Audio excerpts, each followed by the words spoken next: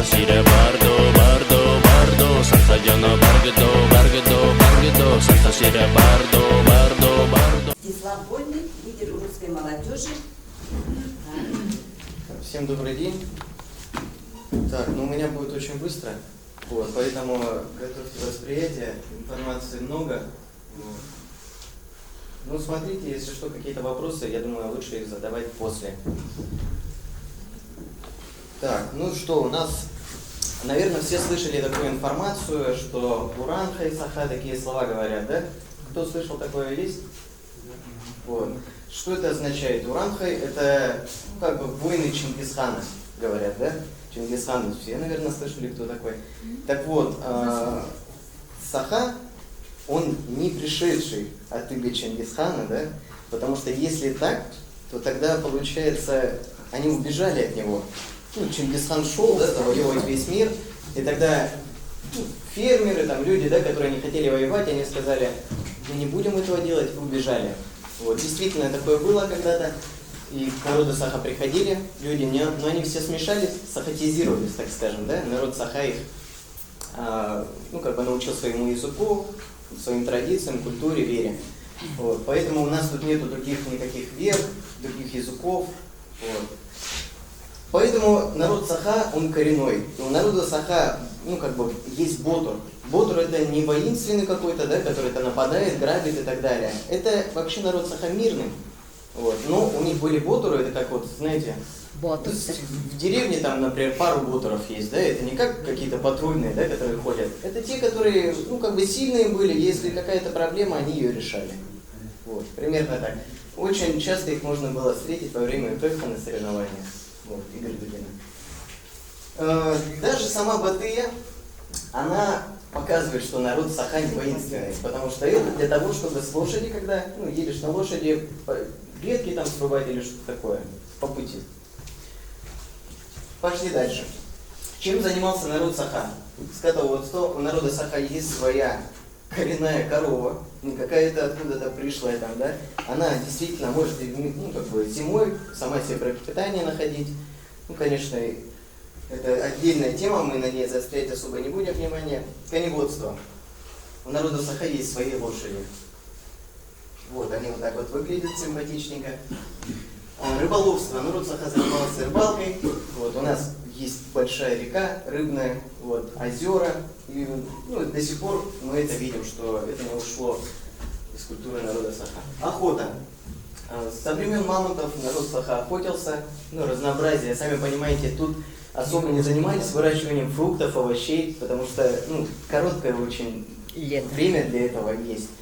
Не особо эффективно. Поэтому занимались охотой, рыбалкой, чтобы как-то разнообразить пропитание.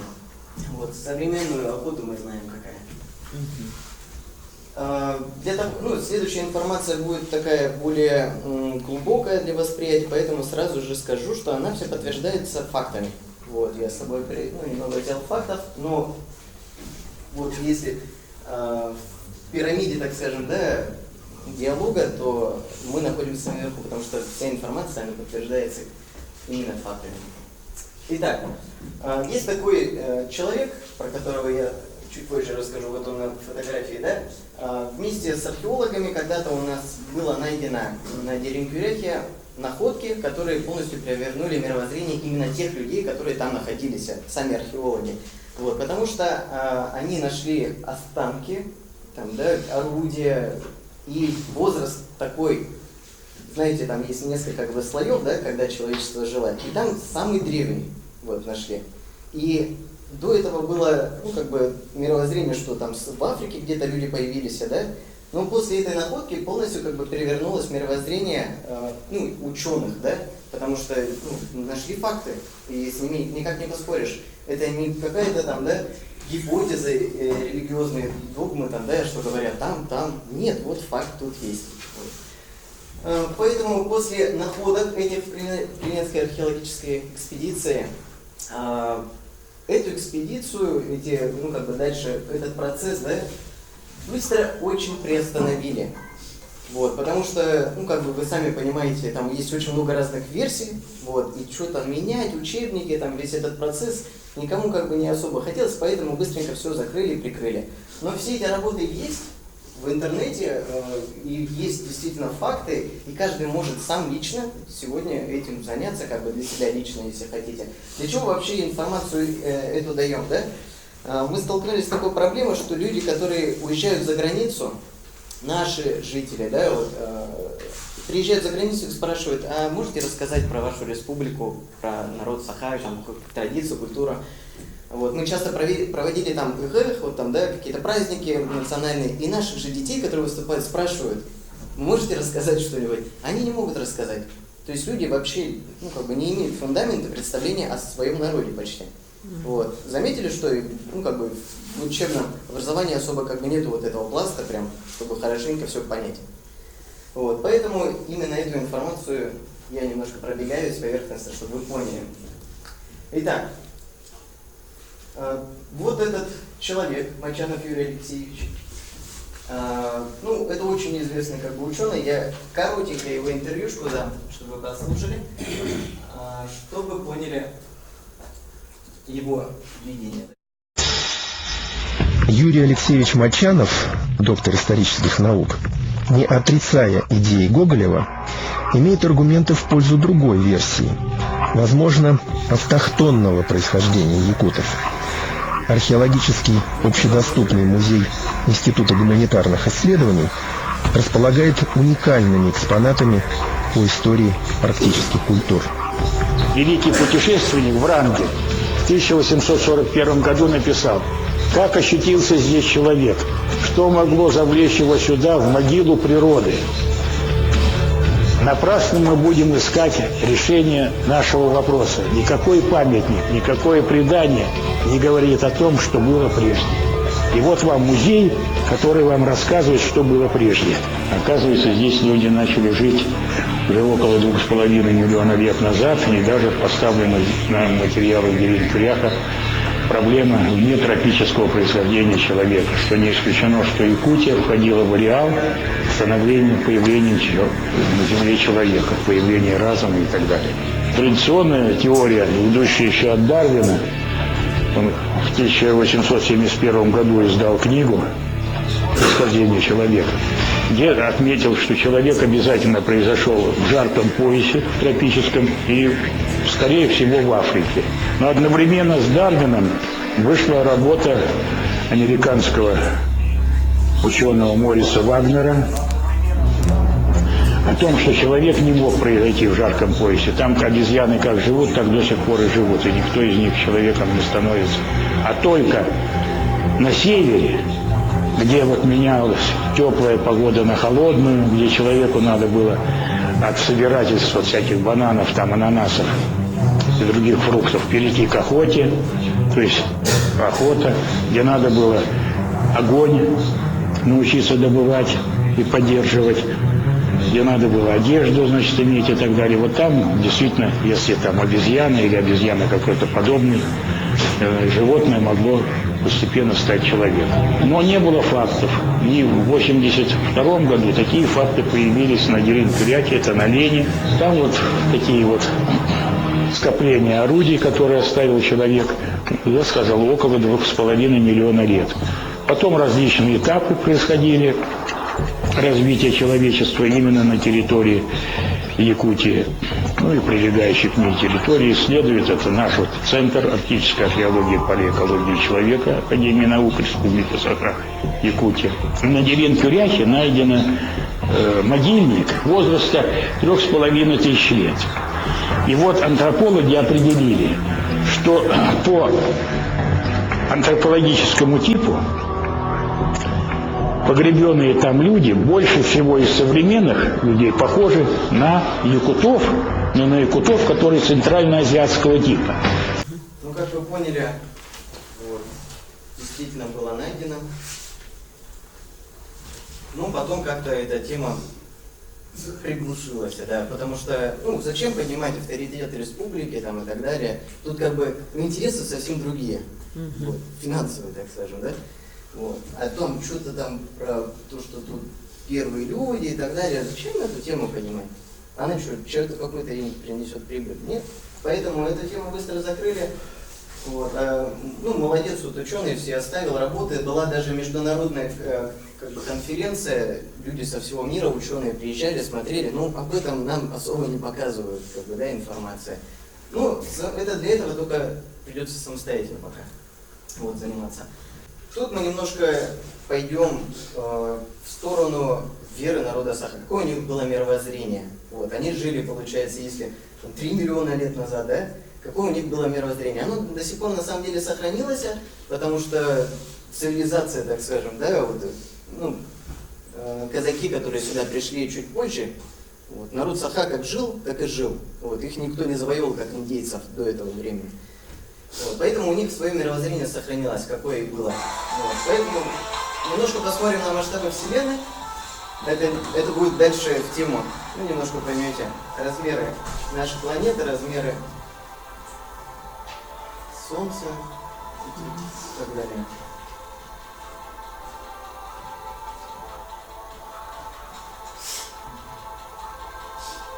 Это немножко как бы, чтобы понизить ваше эго. Ну, понимать масштабы, что там люди о себе очень много сильно возомнили. Вот вон они, вот, видите, люди.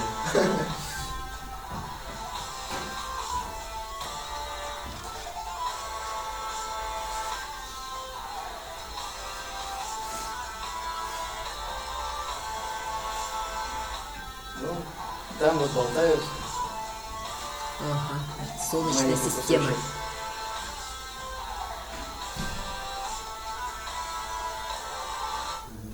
Ну, это вот наша галактика, да? Ну, есть галактики и побольше. И что там находится? Оказывается, в мировоззрении народа Сахая это было. С древнейших времен, Да.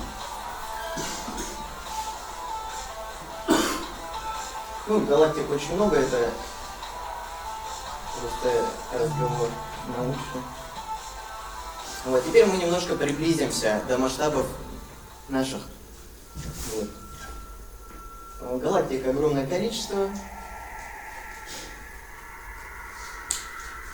Но в одной из галактик живем мы. Солнечная система, да? Вот. Наша галактика. Приближаемся к нашей Солнечной системе. Планета Земля. Географическая карта, если ее совместить. Расположение находится так же, как у человека. И участок Республики Саха и строение реки Лена как коронарная артерия на сердце у человека. Вот. Это вот мировоззрение народа Саха. И сами знаете, планеты же тоже появляются, тоже рождаются. И первое забилось сердце, когда наша планета рождалась. Отсюда смотрим масштабы уже наши, да? Человек, сердце планеты, планета, Солнечная система, галактика. Вот. Устройство такое. Все географию в школе проходили же. Вот. У нас карту неправильно ставят, местами меняют. Если поменять местами, то действительно видно две ноги. Вот она, рука идет. Ну как вот, в таком вот виде. Это фотография со спутника. Можете самостоятельно зайти в Google Map. Есть уже давно со спутника прямая трансляция. И рассмотреть ее поближе. Вот. И вон, если вы посмотрите самостоятельно, у них совмещенный тоже знак. Так, вот народ Саха жил, все нормально, со своим мировоззрением, со своими традициями, культурой, языком. И тут, получается, приплывает Бекетов. Вот. Приплыл он не просто так, он пришел расширять земли Руси, да? Вот. Но этот человек был не совсем, так скажем, с добрыми намерениями, это сам человек был бандитом. Вот. И никто с ним из нормальных людей не поплыл бы сюда. Сами понимаете, вот он приходил, спрашивал, да, кто со мной поплывет там 3 или 4 месяца куда-то, где там холодно, минус 50, там волки, медведи и так далее. Никакие нормальные люди с ним не плыли. Поэтому он пошел в тюрьму и просто выкупил заключенных, которые пожизненно были. И такой отряд, так скажем, да, вместе с его кораблем приплывает сюда, к нам в республику Саха.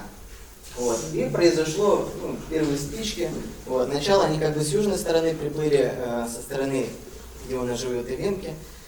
И так как они не выговаривали букву «С», они через «и» краткую говорят, они спрашивают, да, где вот пушнина, там, да, золото, спрашивают, им же для этого они сюда пришли, да?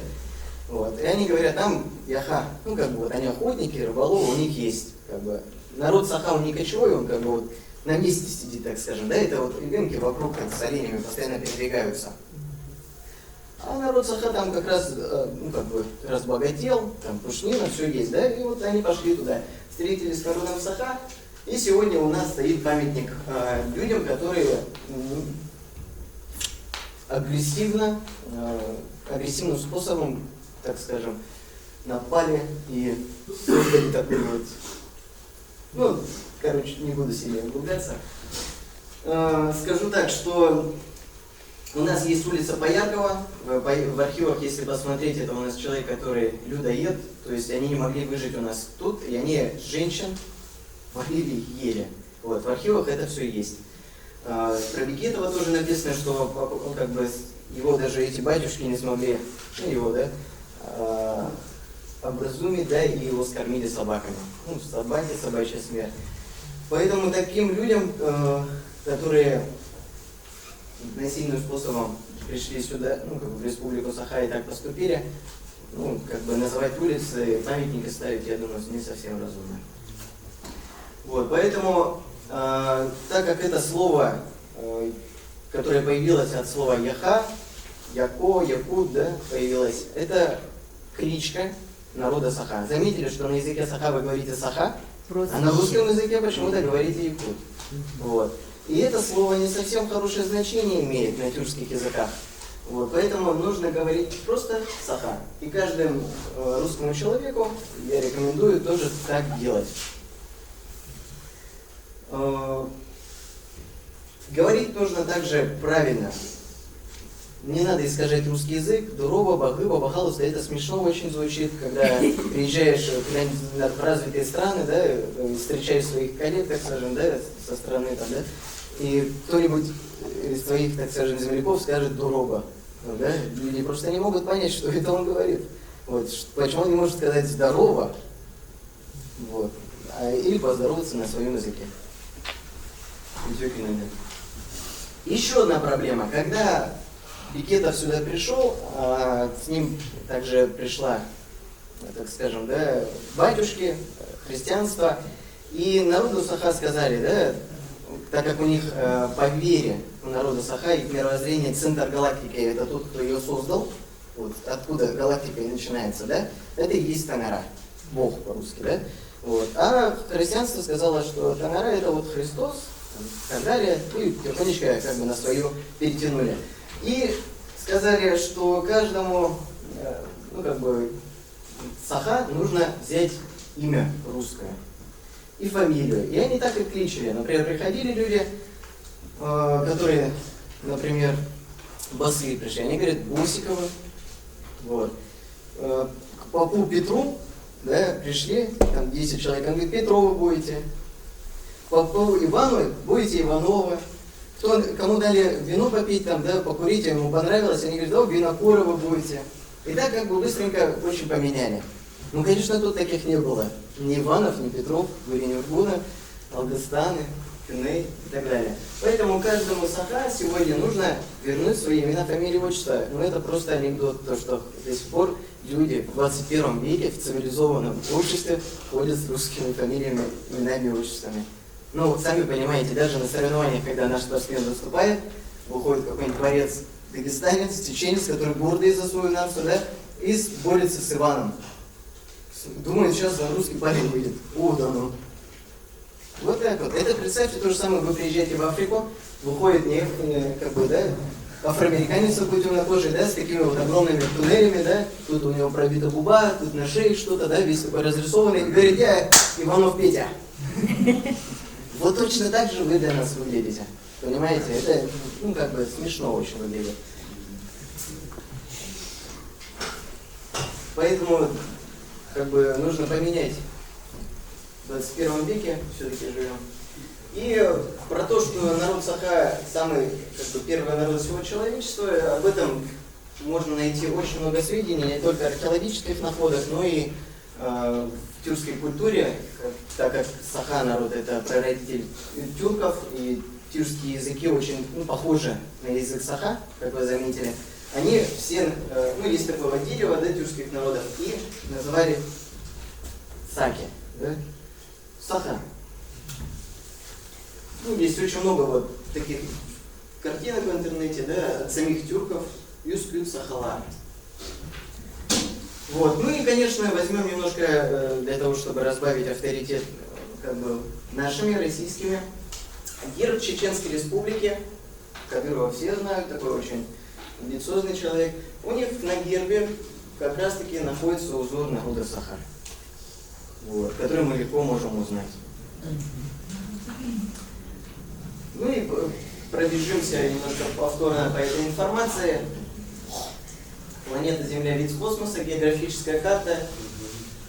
И, ну, как бы более такой, чтобы понятно было, сравнить с человеком. У планеты Земля есть мужская сторона и женская сторона. Она разделена Уральскими горами. Как у нас, когда мы с эмбриона, с маленького, да, вот там маленькое начало сперматозоида, выросли, да, такие здоровые сейчас ходим, да.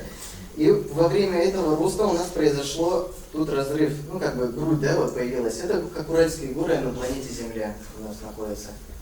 В том же положении посередине. Это разделяет женскую и мужскую сторону. Ну, пупок там это вершины, пики, самые высокие там Эверест, Джангунма. Давайте возьмем начало давайте мужскую сторону посмотрим. Китай, кишка Земля, номер 1 по переработке, там, ну, фабрики и так далее. Кишка. Сами понимаете, чем занимается. Америка северная, южная, это у нас мужская рука. Вот. До всех везде достает мужская карающая рука. Вот. Женская нога Австралия. Ну, так как планета росла, вот так вот как бы выглядит у нее. Не забывайте, что еще под водой там находится. Вот. Индия. Ну, сами видите по рисунку, да? Родина Камасутры, любовных кино. Вот. Ну и на женскую сторону, да, посмотрим. Плодородные страны, где несколько раз урожай собирают. Ну, еще вот Россия, матушка, там, да, говорят, мать земля. А когда воюют, говорят, за отечество. То есть, как бы, как воевать, так сразу мужская часть, да? А как там, ну, женская, там, да, вот, развитие, созидание и так далее, мать земля. Вот. И все это не просто так, это наш народ так и говорил. Ну вот, ну, получится, Русь это Россия сейчас грудь земли, Республика Саха это сердце земли, женский детородный орган планеты Земля это у нас там, где постоянно происходят без остановки войны, постоянно они не успокаиваются, как каждый месяц у женщины проливается кровь. Это страны Израиля, там, ну, вот эти вот, короче, вы поняли, да? Египет и так далее. Где постоянно идут войны. Вот. Африка женская нога, Европа женская рука. Сам народ, как бы сами люди, они действительно символизируют строение, как бы, организма. Европа у нас все хочет, все у нее есть. Вот. И все берет с мужчины, так скажем, да? Ну и Северный полюс, макушка. Голова. Вот. Ну, так как у нас самый важный орган в нашем организме это сердце, приоритет всегда должен быть на сердце. Катаклизмы, войны и так далее, это как болезнь планеты Земля. Вот. Как бы клетки, там, как вирусы, знаете, попали, борьба идет, там, жар и так далее, что-то колет где-то и так далее. Вот. Если так на масштабах посмотреть. Вот. Все это из-за того, что делают у нас на сердце Земли такие вот дела. Видели, наверное, все дырочку Мирного, где алмазы добывали. Это копают, получается, сердце Земли. Представьте, если бы на вашем сердце какие-то проводили операции. В прямом эфире, так скажем, да, без всяких наркозов и так далее. Конечно, вы себя плохо чувствовали, какие-то дырки там делают, да, сверят, и причем еще потом так и оставляют. Ладно бы, что потом закопали все это, восстановили ущерб, нанесенный природе. Для этого все как бы и должно, в цивилизованном обществе так должно быть. Взяли, залечили, вот, и облагородили ту территорию, с которой взяли. Ну и строение самой реки Лены, Алдан, Лена, Вилюй, как коронарная артерия на сердце у человека.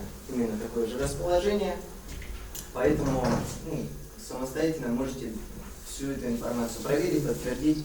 Вот. Просто мне это, например, очень стало интересно. Сам я как бы очень большое открытие для себя сделал и смотрю, что действительно на этом можно все сделать. Открытие действительно для человечества, и оно должно поменять свое мировоззрение, чтобы с пеленок человек знал, что он живет на живом существе и относился к природе более бережно. Ну вот, презентация, в принципе, вся и показана. Для этого, повторю последнее, это то, что вам нужно народу Саха поменять себя, перестать быть якутами, стать Саха. У Саха есть все 5 компонентов коренного народа. Когда вы их все возьмете, когда вас признают на международном уровне коренным народом, официально, сейчас вы официально пришлый народ. Якуты с русскими именами, фамилиями, отчествами, говорящие на искаженном русском языке, которые говорят, что они пришли то ли от Чингисхана, то ли из Краснодара, то ли из Байкала, с Алтая. Теорий вообще очень много, и все они написаны под давлением власти, потому что если народ коренной, условия полностью меняются.